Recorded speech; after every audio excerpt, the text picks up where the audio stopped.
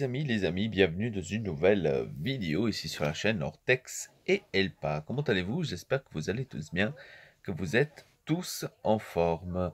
J'ai pas fait de vidéo interudinese parce que j'ai pas trouvé le temps, hein, tout simplement parce que moi aussi j'ai des trucs à faire, j'ai des trucs privés à faire. J'étais à Strasbourg d'ailleurs, j'étais à Strasbourg, j'ai même vu mon ami Maxou, que ça faisait longtemps que je suis plus allé le voir et que je l'ai plus vu, donc ça m'a fait plaisir de le voir, même si c'était seulement un peu, mais quand même, ça m'a fait plaisir de le voir. Euh, Après, je pense 4 ans, je sais pas quoi, quand je suis plus allé à Stras, donc ça m'a fait plaisir de le voir. Et c'était plus important ça, les gars. C'était plus important ça que de vous faire une vidéo, de parler de l'Inter contre l'Udinese. Euh, mais maintenant, j'ai le temps et on peut en parler vite fait sur ce match.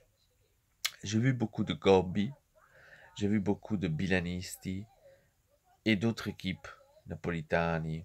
Je les ai tous vus en train de critiquer et d'être content de la défaite de l'Inter. Donc tout le monde est sorti, comme par hasard. Tout le monde est sorti, tout le monde est sorti de la grotte, hein. Ils attendaient que la défaite de l'Inter, comme par hasard, hein, pour euh, je sais pas, c'était à mon avis quelque chose que ça leur a fait chier, hein, à tous, que on ne perdait pas, donc tout le monde ça leur fait chier, donc tout le monde attendait ce jour, et ce jour est arrivé, ce jour est arrivé. Mais 3-1, c'est pas un score, un score qui devrait y avoir. C'est pas un score qui devrait y avoir, c'est clair. Ils ont eu 3 occasions, 3 buts, donc c'est comme si hier, pardon, samedi, l'Inter aurait joué à FIFA, tu vois, donc c'est pareil. On avait, je crois, 28 tirs, 8 tirs cadrés, et eux, ils avaient, je crois, 5, 7 tirs cadrés, et au total 10 tirs peut-être, s'ils sont arrivés à 10 tirs. Donc imaginez-vous l'écart de, bon, 60 et quelques pourcents de pourcentage de possession de ballon contre l'Udinese, et qu'on avait à peine 37, 35. Donc les statistiques parlent d'elles-mêmes. Et il y a des journées, les gars, où ça marche pas. Il y a des journées où la balle ne veut pas rentrer, rien ne fonctionne comme il faut. Après, il y a eu encore la VAR, qui a donné le penalty à l'Udinese. Tout le monde critiquait que c'était pas penalty ou quoi que ce soit. Maintenant, malheureusement, je peux pas vous le dire si c'était penalty ou pas. Je suis pas maintenant allé voir exactement euh, si c'était penalty ou pas. Euh, mais l'équipe, elle a bien joué, première mi-temps. Deuxième mi-temps, ils ont laissé tomber, ils étaient tous en attaque.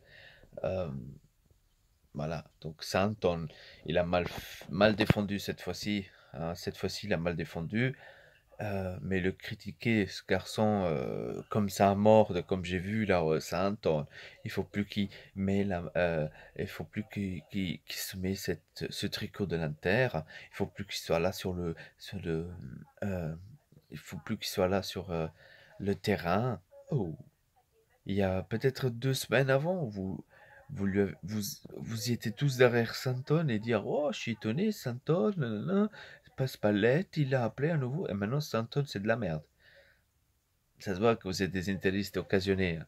Vraiment d'occasion, quoi. Dès qu'on perd, vous êtes tout de suite là à critiquer, à dire ci et là. Maintenant, tout le monde parle de calciomercato. Tout le monde est en train de dire: ah ouais, mais il faut qu'on s'achète ça, on n'a pas ça, il faut qu'on s'achète ça. Maintenant, comme par hasard, tu vois. Il y a peut-être 2 semaines, non, l'équipe était bonne, tu vois. Vous faites vraiment rigoler. Le Milan, les gars, le Milan, il a perdu à nouveau. Il a perdu à nouveau. Mais c'est rien de nouveau, les gars. Toutes les milanistes, ils ont donné la faute à Montella.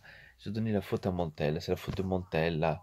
Quelle faute de Montella? Ça se voit, c'est l'équipe, les gars. C'est l'équipe, c'est la cause de Fasson et Mirabelli. C'est pas la faute de Montella, ni la faute de Gattuso. C'est la faute de Fasson et Mirabelli. Votre club va être en faillite l'année prochaine. Je le dis déjà depuis le début. Vous allez voir. Bref, on se prépare pour le prochain match. Inter Sassuolo, ou Sassuolo Inter, je sais plus. Et Mais on va se prendre une victoire, comme ça tout le monde est à nouveau sur le bateau, tu vois. Tout le monde dit, ah, c'est bon, l'Inter est de nouveau de retour. Les gars, vous avez vraiment cru qu'on n'allait pas faire d'une défaite, hein? Peut-être la défaite, elle est arrivée en mauvais moment. Ça se peut. Je suis d'accord avec vous. Peut-être elle est arrivée dans un très mauvais moment parce que après qu'on a vu contre Pordenone faire une connerie pareille, vous avez peut-être entendu une victoire et je pense qu'elle est arrivée un peu mauvais temps, on va dire, cette défaite. Je peux vous comprendre à ce point de vue-là. Mais, à l'autre point de vue, les gars, une défaite devrait arriver un jour. C'est clair. Moi, je préfère plutôt perdre contre l'Udinese que perdre contre une Juventus, ou de perdre contre un Milan, ou de perdre contre une Rome, ou un Naples. Vous voyez le concept qu'il y a derrière. On verra maintenant qu'est-ce qui va se passer. Et les gars, nous, il faut que vous vous mettiez en tête. Nous, on est là cette année pour les 4 premières places. Ne venez pas maintenant dans la tête qu'on devait aller gagner le Scudetto. Le Scudetto, il est pour le Naples cette année. Ok? Pour le Naples. La Juventus, il va pas gagner le Scudetto. Et il pense encore. À quoi ça te sert le Scudetto? Reste à la maison. Toi, t'as rien besoin. Essaye de gagner la Champions League que tu vas gagner non plus, mais essaye quand même. Le Scudetto, cette année, c'est du Naples. Ok? Point barre. Nous, on va se qualifier. On va être troisième. Et c'est bon. Je dis déjà depuis le début. Les deux premiers, ça va être Naples et Juventus. Nous, on varie entre la troisième et quatrième place, parce qu'il y a encore la Rome. La Lazio, je la vois en dessous de nous, pour l'instant. Ils ont bien commencé, mais là, je la vois en dessous de nous. On verra. Ce qui va se passer. Peut-être tout va changer. On verra. On verra. Les matchs retour. Il y a encore tous les matchs retour, donc c'est trop tôt. C'est trop tôt d'en parler. Bref, les gars, abonnez-vous à la chaîne Antexel pas. Laissez-moi votre commentaire par rapport à ce match. Comme vous avez vu, Inter contre l'Udinese.